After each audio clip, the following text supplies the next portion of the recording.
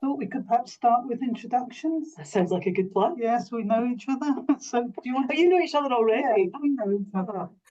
Lovely to meet you. I'm Helen Minnis, and I'm Professor of Child and Adolescent Psychiatry at the University of Glasgow. And this trial of DDP was my Yes. crazy idea. So that's me. And I'm Fiona Lettice. I'm an adoptive parent, and I'm working one day a week on the right trial. And Helen and I have collaborated before, haven't we? Quite a long time. I dread to think how long, Fiona. I think it's about 16. I think it's about 17 years. 6. Yeah. Yeah. So we started as children. Yes. Do you want to say a bit about yourself, Andrew? Yes, thank you very much for allowing me to join you this afternoon. I'm Andrew. I've adoptive parent to me and my wife of now a 17-year-old daughter.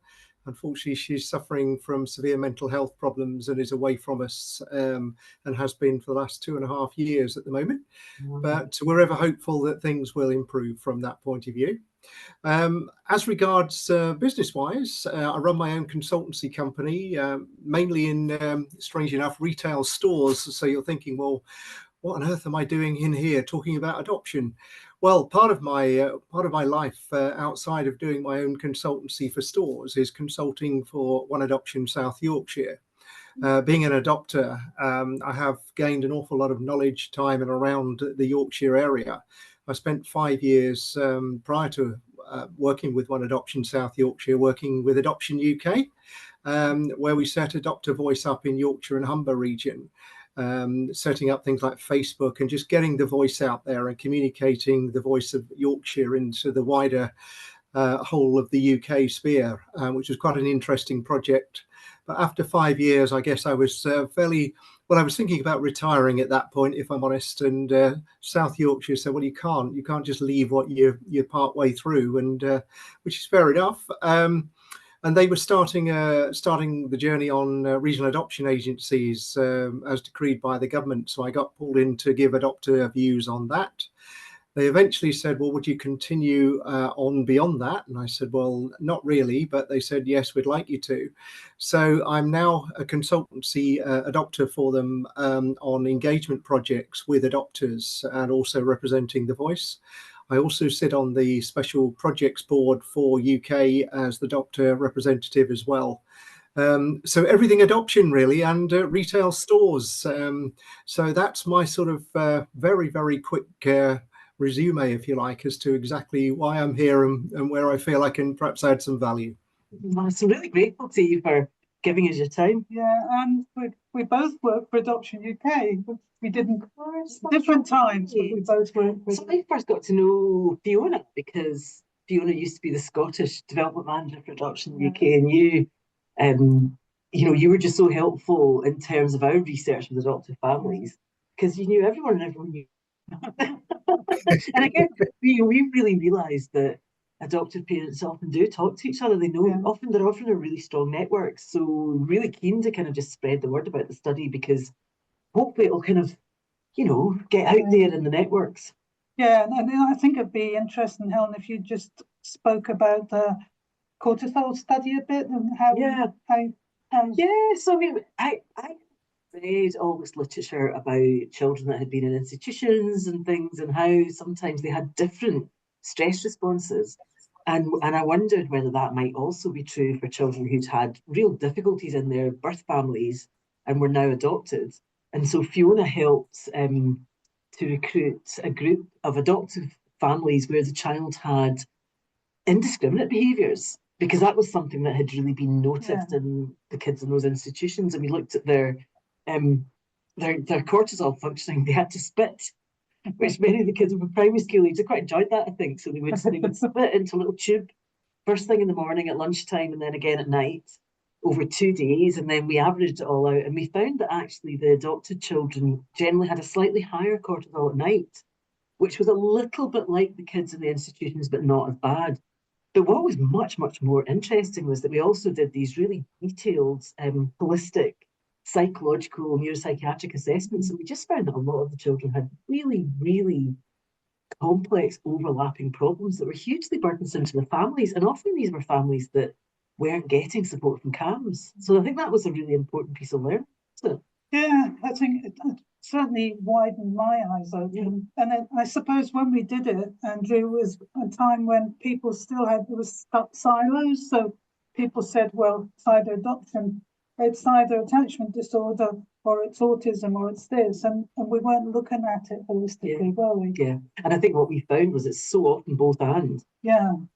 And just trying to then, I was often on the phone to my CAMS colleagues, kind of saying, child that you saw a couple of years ago, I'm wondering whether there may be ADHD in the mix, as well as the trauma-related problems. And I think we all really learned a lot from that process. Yeah, and still in contact with most of the families. Yeah. In fact, I bumped into someone whose child I'd seen in that project, who's now in her 20s and absolutely thriving. That was lovely. Yeah, it's really nice. It absolutely made my day. I saw a photograph of this beautiful 20-something young woman at a wedding. It wasn't her wedding, but it was just lovely because I remember she'd been really struggling in the early days, little girl. Yeah, and it's really good to actually catch up with people for positives and negatives, just to be able to talk freely to other adopters of what life can be like sometimes. Yeah, you form. I think through this kind of research, you do often form really quite close networks with people, don't you? Yeah, I think so.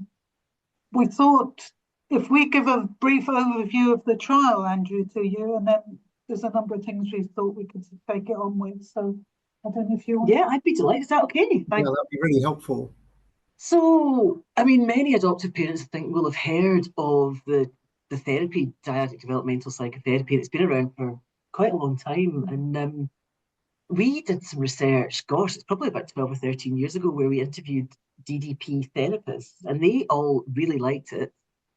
But what's been happening since is that DDP often has been kind of pushed out of the NHS. It generally is it's rarely offered by the NHS these days. It's usually offered by third sector organisations or sometimes through specialist teams within social work departments.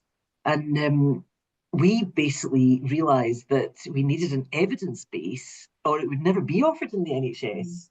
And the kind of evidence base that organisations like NICE want are randomised controlled trials.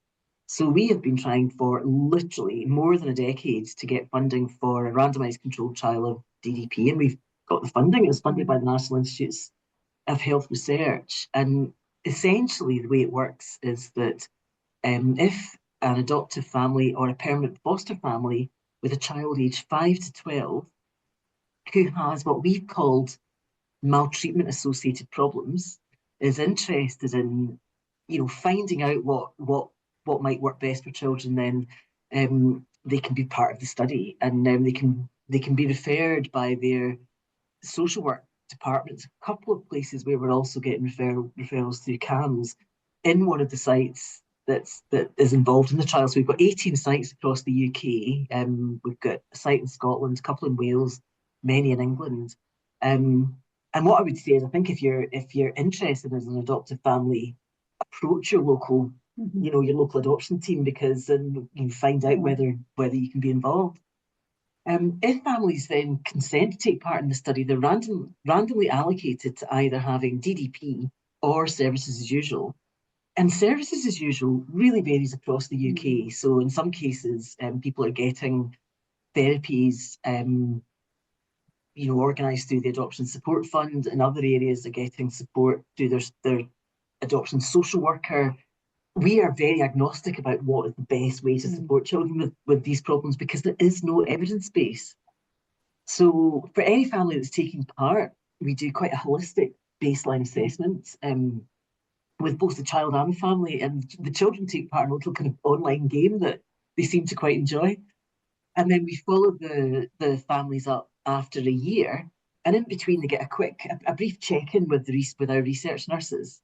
And we've had really quite good feedback from families that have taken part, and actually more than 80% of the families who start with us stay with us for the whole 12 months.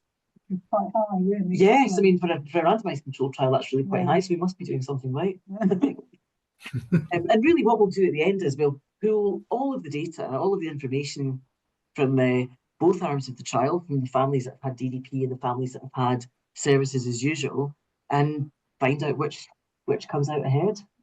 We're particularly focusing on the child's mental health, but we're focusing on the kinds of symptoms that you generally only see in children who've experienced, really difficult, difficult times in the early months and years. So we're looking at attachment disorder symptoms as the kind of fundamental sort of principal outcome.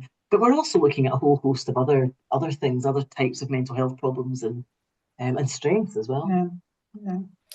Do you feel that, sorry, I was just going to think, has there been any differences that you've seen so far between those children at, as you said, age 5 and 12, in terms of the studies that have gone on so far and their reaction to the DPP at all? So I can't tell you anything about the age differences in the children, because one of the things with randomized controlled trials is you've really got to be blinded and really not look at the information until you've finished. But what we are doing is we're doing lots of qualitative interviews with families and with therapists and with social workers as we go along.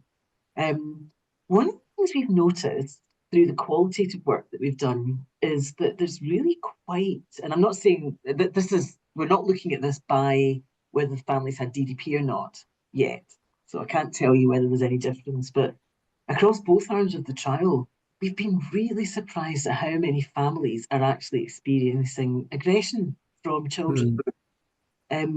And I think what's been surprising to me about that is that a lot of these families didn't really think they had sort of significant enough problems to come into the trial at first. A lot of the families just felt, well, we're not really quite CAMS level. Yeah. And it's a really difficult question to talk about, isn't it? Aggression, whether you've gone back to your social worker and you've been assessed and you've got to say basically you're not managing, or you just get used to the level of violence. And I think we discussed that last week. It's really come up significantly, hasn't it? Yeah, so we record, and this is something you always do in randomized controlled trials, you always record what we call adverse events. And in medical trials, it would be things like, if somebody's hospitalized for some reason, or if they have to go to casualty, and we record anything like that. But we decided that we would also record if there were any placement breakdowns. We've had 1 or 2 of those, not many, thank goodness. But also if there was significant, aggression by the child. And it's just been really surprising to me that is actually really quite common. It's quite a common experience for the families in the study. And yet they obviously generally haven't felt that these were the kinds of problems that CAMS would be interested in. I think we're certainly finding a lot more aggression, and we're doing a lot more non-violence resistance training for parents up front, in advance, because we anticipate that will happen. And I guess it leads me back to the previous question, really, was whether you saw any, or whether you've seen anything regarding those 11, 12-year-olds, anything slightly different when the hormones start to overlay, because we start to see a lot more aggression. This isn't a scientific fact, it's a general fact from what I hear from other adopters, that somewhere between that sort of puberty age, you do start to see a lot more aggression coming through. I think that's right. I mean, I think you're probably right. I would need to go away and add up the numbers, and I think that actually one of our trial managers, Kelly, she's actually analysing the figures at the moment. One of the reasons we decided to do the study with 5 to 12-year-olds, so our upper limit is 12. So after your 12th birthday, you wouldn't be part of the trial. It was really I think in some ways, once puberty kicks in, the problems are very different. And I think we've been surprised that right across the age range, actually, there are a lot more problems than we'd expected. But certainly my clinical experience with adoptive families over the years is exactly it's exactly what you say, that things are often quite hidden until the puberty hormones start kicking in, and then things can become really difficult. And it's one of the reasons we just really, really wanted to get in early with families, and I think you've been really helpful in just saying to families, if you've got any concerns, come forward. Yeah, and I think sometimes even before school, when the children go public, really, is when you begin to see the gaps. Yeah. You know, you can just see them as quirks, and they might be quite funny at one age, but they're inappropriate as children grow older. And I think we could probably find evidence that if you look at children who are in residential places, where it used to be once they're in secondary school, you'll find quite a lot of children in residential places at a very young age. Yeah, that's happening more and more. So that, not necessarily adopted children, but I think there's a shift in puberty and so on. You know, it's not straightforward, but certainly, you know, I've been quite shocked when you hear 6 or 7-year-old perhaps being put into a residential placement. Yeah, I think, again, you know, there are some significant differences that we tend to find between the biological age and the actual age of the child when trauma is present. And I think it's fair to say that probably 99% of children that come into certainly the world of adoption or into care have had some significant trauma for them to get to that point, and that will manifest itself at some point during its lifestyle. And there's no sort of set pattern that suddenly at 10 years old you're going to get this, because often adopters all ask us, well, what is it like? When are we going to see these changes? And there doesn't appear to be any direct pattern, but there certainly does. The commonality is the whole early life trauma aspect, and when that's going to manifest itself and how it's going to manifest itself. So I agree. Yeah. Anything we do in the early stage, or the earliest we can get in and do preventative work rather than reactive work, that's right, both for the parents and the child, has to show some significant benefits. But how we get that message there is difficult. I think that's right. I mean, I think what's complicated about it is that some adoptive families and some adopted children don't have these problems even despite significant early trauma. So, you know, significant early trauma doesn't automatically lead to problems. But where it does lead to problems, what we notice is for the children who do have problems, there's often quite a shutting down of the attachment system so that children don't seek help, they don't seek comfort. And of course, that can, what I've often noticed clinically over the years is that for families where that's the problem, often the problem is invisible to everyone except the adoptive parents. The child doesn't see a problem because they think they're supposed to just look after themselves. And the parents, they have a sense that they've got all this love to give and somehow it's not being received. The school might not see a problem because you might have a quiet, withdrawn child, but of course that child isn't learning the developmental tasks that they need to learn, because of course you need grown-ups to help you with that. So when you've got a child that's shut down like that, then often at some point it's like the top coming off a pressure cooker, and it's like, you know. I think we've learned that from the cortisol research, that children appeared to were doing better, but if they hit a problem or something, they reverted to much earlier behavior. But parents could see that things would generally seem to get better, and then they went back the way, and you had the reaction of a much younger child. Because of course they never got good at actually managing their own stress responses because they wouldn't let adults in. And that is what DDP is really aiming to help with. It's really aiming to help children plug into parents and understand that the parents that are there to help you. And really the big question for us is, does it work? Obviously we really hope it does, or we wouldn't be doing the study, but we need to find out. And if it does work, then really I certainly would be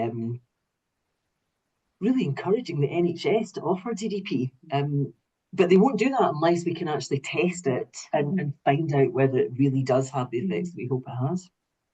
I think that's that's a really interesting point, Helen. I think the sort of go-to at the moment seems to be a third-party therapists that might be relating to a charity or an organization that don't have any direct links with the actual local authority.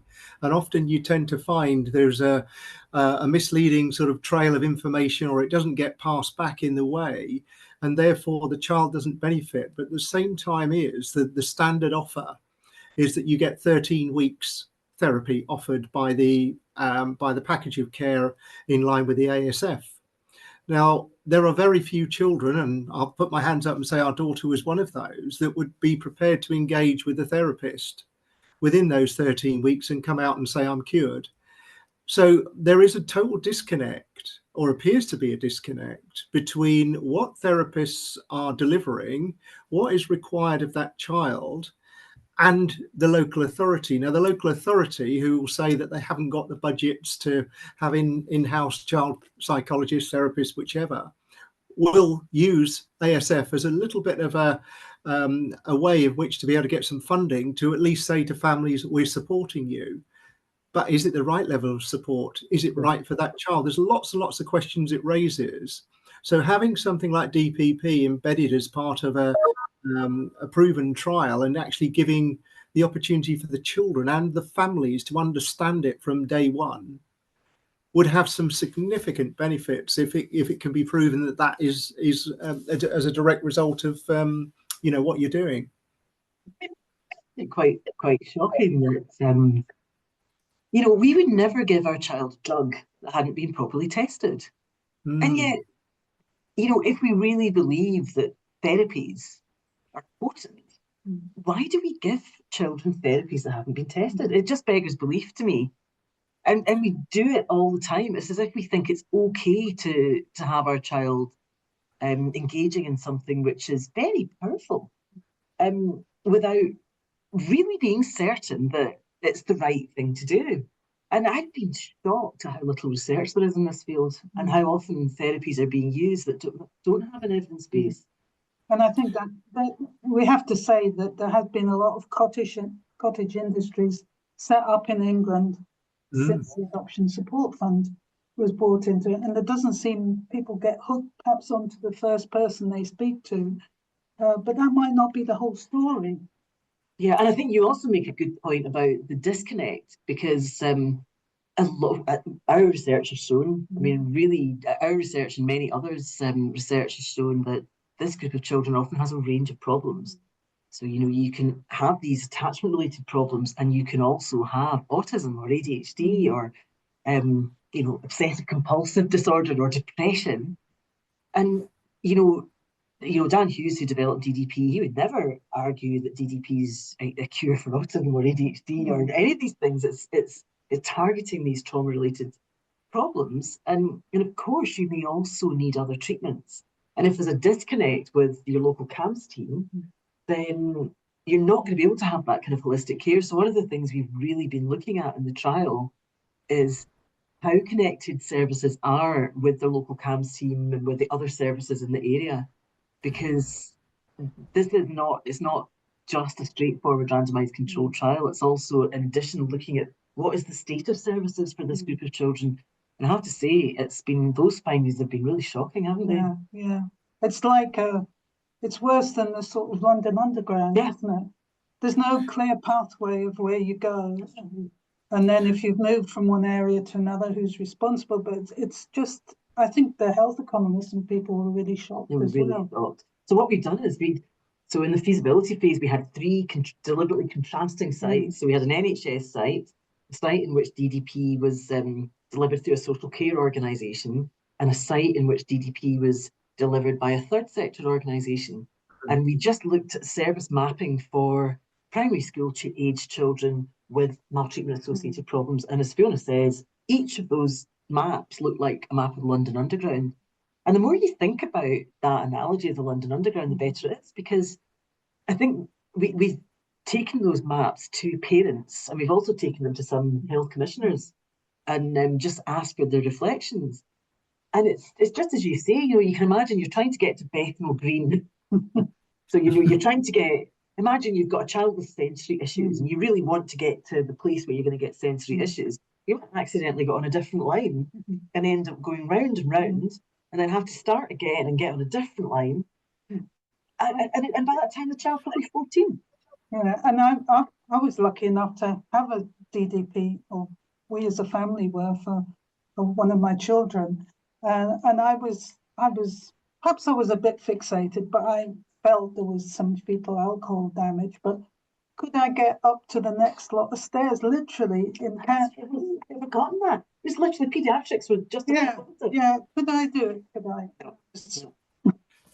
I think the whole, the next stage of this is, as you say, trying to engage other services like CAMS. Again, talking from our own experience, it wasn't until our daughter ramped it up to a tier 4 that we really started to get people to look up. And, I hate to say it, but that was when she was about to take her own life. Yeah. Up until then, we were fighting between the default from the social side of things was very much, well, we'll get you a therapist, we'll get you an art therapist, or we'll get you a music therapist. Well, we don't know whether our daughter needs that because you haven't actually done an assessment in the first place. So why are we being shoved down a path? We think as parents, judging by everything we've seen, she needs some mental health intervention, some CAMS. Oh, well, we'll put you on the list. You're on the bottom, waiting average 2.5 years. That golden time, as I would call it, is lost then. And I don't, in our own personal circumstances, we will never know whether, because of that period of time and where our daughter is now, whether it could have been reined back and we could have got help earlier and things could have worked better. I guess my point behind this is there really ought to be a written understanding that before therapy and before services are involved, that there has to be a full assessment done by professionals to say which is the best route for this particular child, because I can't help but think sometimes therapy isn't always that type of therapy isn't always the right answer, because as you say, that child might have ADHD or some other presentation that needs to be managed in a slightly different way. Yes, I could not agree with you more. I have a colleague, Rachel Hiller, at UCL, and she brought a big group of professionals, mainly psychologists and psychiatrists, who work with children who've been in the care system, and that's essentially what we wrote. We're just saying, please assess. And it's just shocking how often that doesn't happen, because often I think even still, it's got a bit better, but even still, sometimes families will get the pushback of like, well, of course your child's going to have difficulties if you look at their background. Look at what happened when they were in the early years. But we know that is not, it's not fair, because some children can have really extreme trauma and be fine, and other children can have, so supposedly lesser trauma and have major problems. And then we also forget that some of these children will just have the same mental health difficulties as anyone walking down the street. So they're not less prone to having ADHD, autism, any of these other things than anyone else. So why do we not look for those? It's maddening. I think if it's, if you're taking on a sibling group, it doesn't necessarily mean, the danger is the children are cut and pasted their histories rather than the particular what's actually happened to that child. Right. And I think, that's always happened, but it's so unfair because, in my experience, our children, the one who was removed at 2.5, has had less problems. He's had problems than the child who was removed at 16 weeks. Now, if you looked at that formally, it wouldn't seem, that's how I got interested in attention. So why is this happening? Because I just couldn't get my head around it. And actually really seeing the children's notes of actually what happened to them can be really powerful. And then also the child's own make and model and how that interacted. You could have a very, very mellow child who is less affected by a situation of plates flying than a child who's much more reactive and aware. And so temperament and what happened, we really do need to get into that nuance for every child, don't we? What is it? Dandelions and orchids? Dandelions and orchids. Although a good friend and colleague of mine pointed out, actually orchids are really quite robust. So I now use the analogy of gold coins and diamonds, because they're both really precious. But gold coins are liable to get tarnished, but they can also create interest. Okay. When would you see the trial coming to a point where you've got some conclusive evidence, and how would you see that sort of going forward, or how would you like to see that going forward from there? Yeah, so it's going to be about 18 months to 2 years, because we're about 70% of the way through recruitment, which is great. So we've still got to recruit about, let me think, probably still trying to recruit about 40 families, I think. Yeah, 40 to 50. 40 to 50 Yeah. families, yes. So anyone interested, please come forward now, because we really want to have finished recruitment by next July at the very, very latest. Then we need to follow everybody up for a year. So, we've still got, like I say, 18 months to 2 years. If we manage to recruit more quickly, then it will be shorter. And then at that stage, I mean, already we're feeding a lot of the process findings about the state of the system. We're already feeding a lot of that back into policy, if we can. We've actually got the clinical director for NHS England on the trial steering committee, which is wonderful. So she's going to be really helping us think about who are the policymakers that we should be targeting to think about how to feed the findings in. And obviously, if DDP is proven cost effective, that's going to be a really important finding. But in some ways, I think the findings about the state of the system are even more important, because you can't deliver an effective therapy in a system that's in chaos. So those two things are as important as each other. Well, that's right, and I guess that sort of led me to my next question: is if it is proven, which we hope it will be, that is an effective method and something that really should be, in my opinion, embraced and embodied in or embedded into the training for parents, as well as making sure that every child has that needs it, is unless the other services engage with that, is it going to be just another one of those that adds to the list of therapies available, and yet a local authority might decide to go down the art therapist because they don't either fully understand it or appreciate what's its benefits to the family? That would be my concern. And I think if we've got as you say, if we've got the NHS of England directorship involved, then one would hope that they would talk to their colleagues within the D of E and start to get these therapies embedded as part of the training for social workers, because I think it's really important that whilst we're having this conversation, if it's not followed through by local authorities and they're upskilling their workers to say, look, this is the go-to now, we're just going to continue going around in this, well, we're going to continue on the tube map, really, aren't we? Yeah, getting on the wrong underground train. And it's also the ongoing cost for the nation, isn't it? Or nations. If how much when we were speaking before, we were saying how much when children go missing does that actually cost in police time, etc. Apart from the worry from the parents and but it's completely randomized how that works out. That's all a cost, isn't it? Well, that's it, Fiona. I mean, again, using our own experience and talking to police officers in South Yorkshire, I think I quoted you when we spoke the other day that 60% of the children, as they call it, adolescents in their particular coming to their knowledge, are ones that have either been in care or have come through the care system, which is absolutely incredible. The problem is that they don't have knowledge training to be able to deal with them, so they deal with them as they would any criminal, which creates even more trauma when they start handcuffing them, putting them into cars, etc.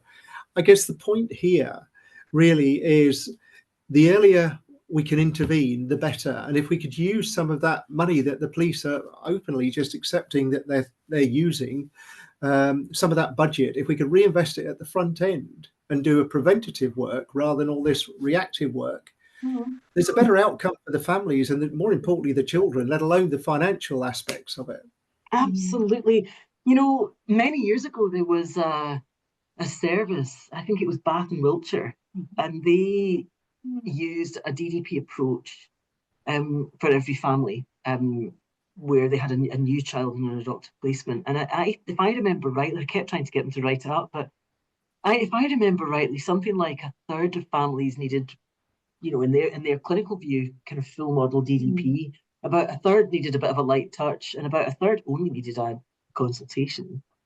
And they've never had adoption breakdowns for 10 years. Yeah, it was Julie Hudson. It was Julie Hudson that did it, wasn't it? And we spoke about it at the Scottish Parliament Yes, when we Adoption we did. UK, we did. about really basically early intervention. Yeah. Exactly. And I think that's the thing. It's not all families and not all children need the full therapy. I mean, I remember your son, the son that actually had DDP, he was involved in helping us actually write the grant. And I had really tried to be very, very balanced about whether DDP would work or not. But he said, Helen, you look like you just want to prove it works, but you know it works. And I was like, no, I didn't mean to write it like that. And he said, what you need to remind people of is that, you know, when you're 11 or whatever he was at the time, you know, he said, I had to always make a different excuse for getting off school on a Tuesday morning. And I know my dad was doing the same for his boss at work. And it's just remembering that, you know, taking part in an intensive therapy, it's a big deal for a family. So we really do need to work to know whether it's worth people's while. Yeah, it's exhausting. Yeah. And I suppose everybody's got to be, you know, sharing vulnerabilities. Yeah. And they're big vulnerabilities because we know about block trust and what happens with children, but then that can result in block care for parents and so on. Because if you keep on giving and nothing's coming back, it gets absolutely exhausting for parents, doesn't it? Yeah. And also, so I'm just going to say, and also I've noticed taking this. I'm just saying, also following on from what Fiona just said, it's often for a child who's had block trust, who then begins to trust. It's absolutely terrifying. Yeah. Really scary. And sometimes they can really act out. Yeah. So it's not easy. It's not a kind of sticking plaster, is it? No. And it goes backwards and forwards, isn't it? You sort of 2 steps forward, 1 step back, or the other way around. Yeah. Sorry, I spoke over you. No, not at all. And I was just going to say, I think it's really important, as Fiona was just saying, that, you know, the families will need to buy into this therapy as well to be able to support the children going forward. Because, you know, we are just parents at the end of the day, and we're reacting to events that are happening on a daily basis, but we don't really understand why they are happening. That's right. You know, we are trying to think, oh, well, it's trauma fueled, and therefore we're reactive again. But again, if we've got the knowledge up front and can go through that training as part of the adoption training when we first adopt, well, prior to adopting, that gives us a far better chance of being able to manage these circumstances for the benefit of that child stroke children. But because without it, we just have a standard offer of adoption support training, and it's very much focusing around attachment and trauma, but doesn't actually go into the great detail that needs to go into to really understand what these children are doing and how we can assist them. And I think if the DPP was, we hope will come out and prove very successful, that it really does get embedded as part of that that offer for parents to come and as part of their adoption support training. Because without it, it's just going to fall flat. That would be my fear at the moment. That's a really interesting idea.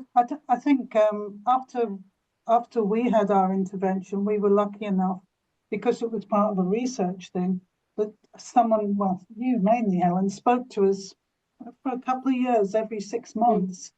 And actually that just pulled you back in. It's that actually, we talked a bit about this the other day, didn't we? Just someone making contact with you, and you can talk about the successes, but you can also talk about what you're finding difficult without being put into shame about it, really. I think that's so important. I think that's so important, Fiona, because I think a lot of adoptive families that I've worked with clinically, they feel that if their child has a problem, that it's something that they've not done right, that they've caused it. And I am very, very firmly of the belief that they did not cause it, and that anyone who parented a child who's learned to try and manage themselves, it's going to be hard. It's really going to be hard. And I think often for parents, you're kind of damned if you do, damned if you don't. You know, if you try to be a little bit intrusive with the child, you get pushed back. And if you sit back, things seem to get wider. And it's really difficult for people to get it right. So I think it is really important that families get a chance over the years to talk to someone who gets that, realizes it's not their fault. Yeah, and I can remember we used to have at one time, you know, with small children wanting to put in plasters on and stuff, you know, they didn't seek comfort in that way. And saying, is this a mum job or is it a son job? You know, and just wondering about that. But it's, but I think it took my oldest son, who's now 31, till 15, 16, really to sort of start to think about things like that. And when he went to college and so on, he still didn't want to, it did not like doing group work because he didn't want to trust anybody. He needed to do it alone. And he told us about this wee lassie from, I think it was somewhere like Broughty Ferry, who was ruining the whole course because she had opinions, but it was really, he couldn't stand somebody, he wanted to control his outcome. You know, much better now, but it was very, very marked at the time, and it also sort of brought into sharp focus that his window of tolerance, what he could accept, and what was out with his window of tolerance, and just really freaked him out. Yeah. But what I've really noticed, you know, with both of your young men now, they're just so psychologically minded. You know, it's been tough, but they've really learned to reflect with you, and you know. And I think what's been a real pleasure for me with being able to be involved with families over a long time, is just realizing that development continues, doesn't it? It just keeps on developing. Yeah. Things change, and it's never the end of the story. Yeah, they're always telling me I'm getting it wrong. Every day. And I think that's a really good point, Helen, because I was thinking, you know, from a family perspective, you know, as the children get older, it's great to have that contact and make sure that we have regular check-ins, because as we were saying, Fiona and I were saying yesterday, you know, once you adopt a child, there certainly in South Yorkshire, there is no embedded scheme where the local authority have to stay in touch with you. Now, often these problems will occur within the family, and you don't know who to go back to, or you've got this preconception that you're going to be seen as somebody that's causing trouble to that child, or you're causing the problems like you've said. So the confidence isn't there, and therefore you manage it behind the closed doors. And yet all the time we're missing that opportunity to help that child, purely because the parents in some ways are traumatized about going back to the local authority. The answer to this really, and it was something that Fiona and I said yesterday, is there really ought to be a case where local authorities have to have a check-in once a year, just a quick phone call, and just say, hi, it's Fiona from South Yorkshire or from Glasgow. I'm just checking in just to see if everything's okay. And yeah, it could be 8 out of 10 that they are. But those 2 that aren't, you might well have stopped a potential problem further down the road just by making that quick phone call. Yeah.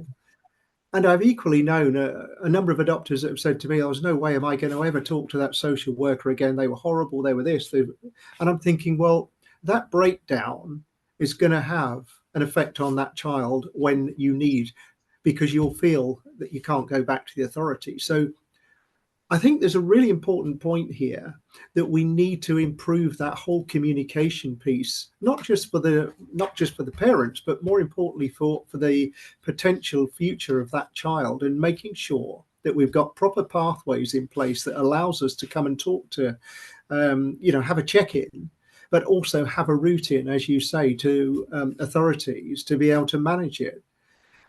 Just one other thing that sort of sprung to mind is that you talked about mental health earlier.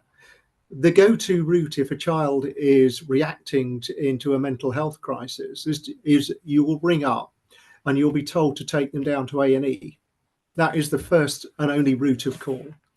Now, what is the worst place you could take a sort of traumatized child who's absolutely in a hyper mode into full anxiety mode into an A&E department, which is full of trauma in itself? Exactly. I mean, oddly enough, I was in an A&E department with a friend's daughter just a couple of weekends ago, and just round the corner we could hear someone having a fit, and that's a terribly scary sound. I mean, I'm a doctor, so I knew what it was, but You're so right. And it's interesting because as a psychiatrist, I think I had always thought this is all about getting, if DDP is proven cost effective, getting it into the NHS. But your thought about actually having it as part of, a resource within the adoption teams for every adoptive family is a really interesting one, because then that would really upskill those social workers, wouldn't it? And it would mean that you'd actually have, a group of professionals who could help parents in a non-judgmental way to, to think about their child's development over time.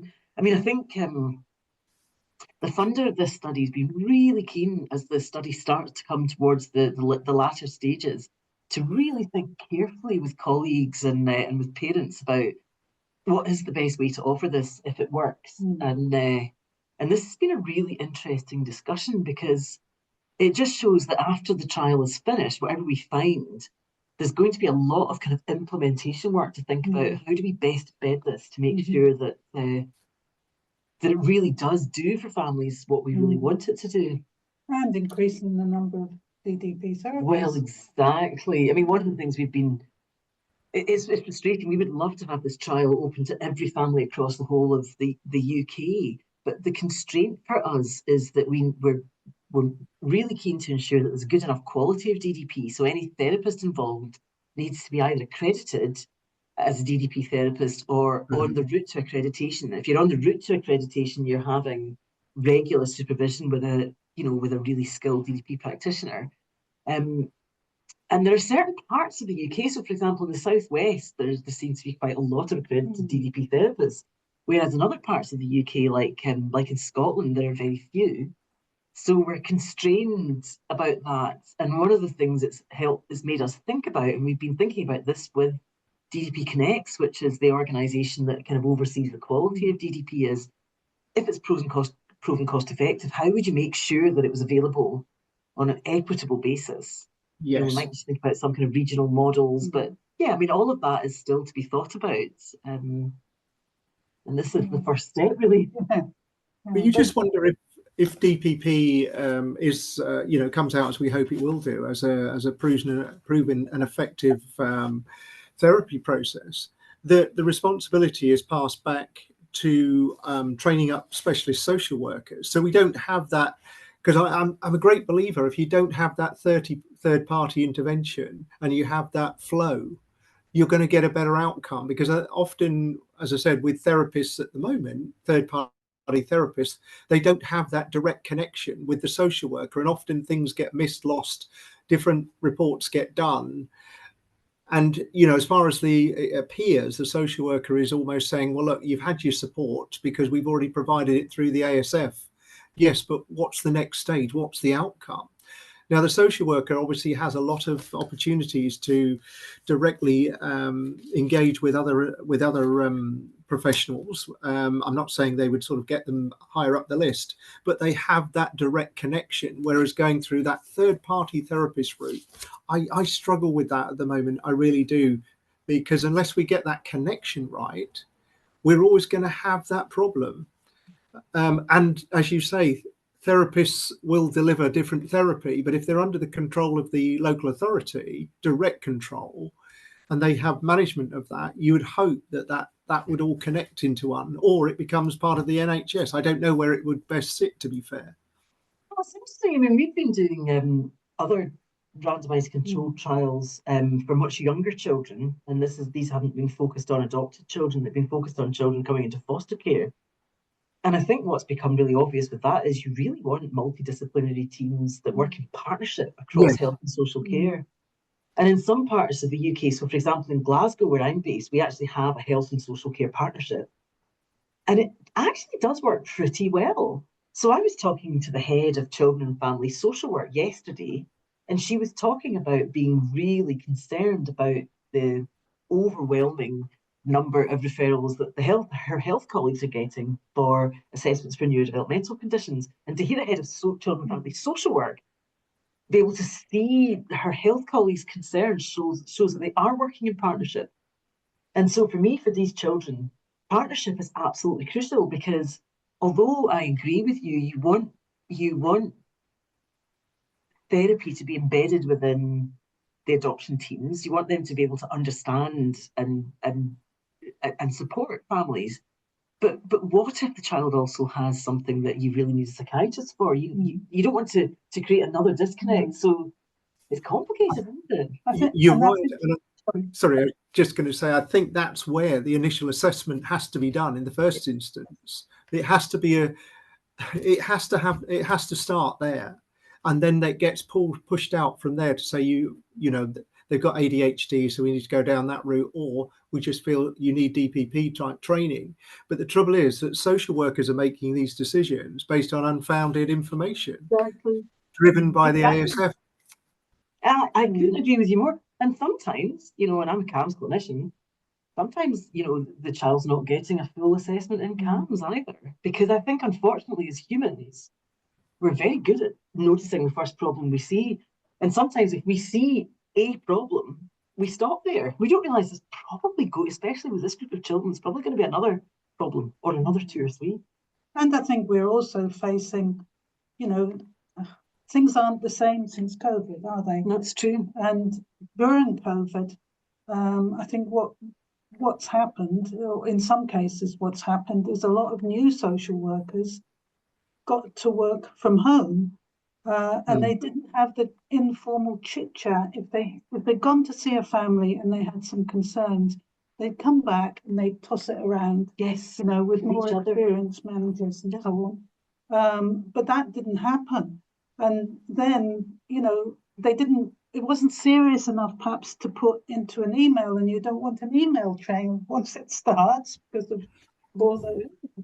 And I just think that's had an effect. So they almost didn't have a coaching from older experienced workers. And then I think a lot of experienced workers left as well. And that's happened. I was chatting to some GP colleagues yesterday, and they were saying, one of those colleagues said that health services have gone for access over relationships. Yeah. You know, you can always email someone. Yeah. But you don't want to email someone. You want to have a conversation with someone that you know, that you have a relationship with. I think that's a really interesting point because, and again, just using the COVID scenario as a sort of an example about how much therapy now has moved online. But, you know, and I'd love somebody to do the study, because I must admit our child, and talking to a lot of people, they will not engage like we're doing now because they're sort of thinking about all 10 other things. They would not sit here and do therapy, but they would in a room. And it'd be interesting to understand whether that therapy online actually does work versus therapy in the sort of classroom environment. Well, oddly enough, we were really concerned about this in our trial because, of course, we got the funding and got ready to go, and then the pandemic hit. So we have actually published a paper looking at remote DDP versus face-to-face DDP. And actually, well, I think what we found is that there are pros and cons. And it's really interesting because I think most DDP therapists and many families really, really value that time in the room. And so I think, you know, if it's possible to have at least some of the time in the room, you're going to learn a lot from that three-dimensional relationship building. But what if you live in Orkney, or what if you live in Alaska? There's also an element where, you know, remote therapy can offer equity. So maybe we just need to be a little bit broad-minded. But for me, the key thing is really focusing on how do you build that relationship. It's about relationship, relationship all the time, isn't it? Yeah, it's very true. Gosh, I think we've wended and you know, wanted quite a lot of your questions. I think we've more or less covered them all. As you say, we've meandered through them. We've lots of really interesting things. So, have you got any final questions, Andrew? No, I think, as you say, through the course of the discussion, we've seemed to have sort of covered them all off, and it's been really, really interesting. And I don't know where you sort of are planning to sort of take it from here, but it'd be great to sort of come back and just perhaps have a recap and just have a look at how things are going at some future stage.